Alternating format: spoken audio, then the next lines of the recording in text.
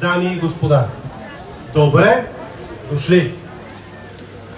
Добре дошли на най-сладкия празник в България. Днес се провежда четвъртото издание на празника Торта Гараш в най-красивия български град Русе. Между другото, не знаех историята за Торта Гараш, но преди 140 години австро-унгарецът Сладкар Коста Гараш пристига тук в Русе. Той управлява тогавашния гранд хотел Исяхане, който се е намирал на резиденцията на княз Александър Батенберг, и в него са се посрещали видни за времето гости, като румънския крал Карл II, сръбския Милан Обренович и шведския Оскар II. Именно за това, за тези гости, той създава Торта Гараш. Всичко това дължим, моля вашите аплодисменти за основните организатори. Община Русе, Общинско предприятие Русе Арт, Общинска фондация Русе град на свободния дух и Общински пазари ЕООД. И сега позволете ми да поканя тук при нас кмета на община Русе господин Петко Милков и председателя на Общинския съвет господин академик Христо Белоев да открият нашия празник. Заповядайте.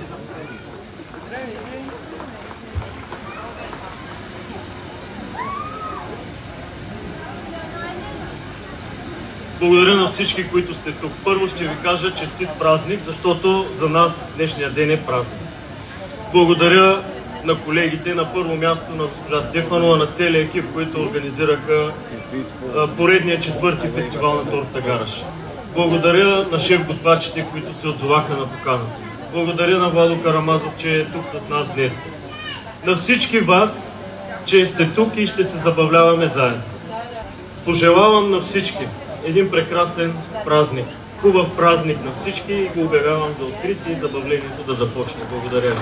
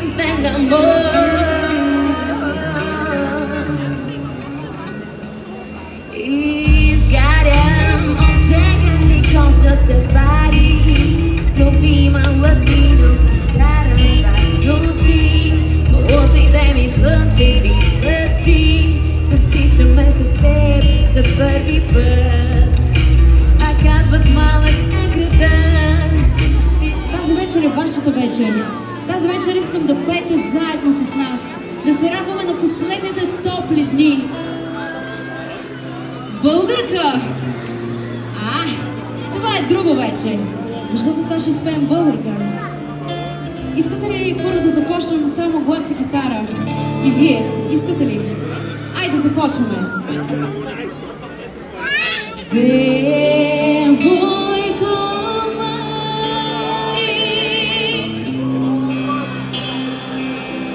Още!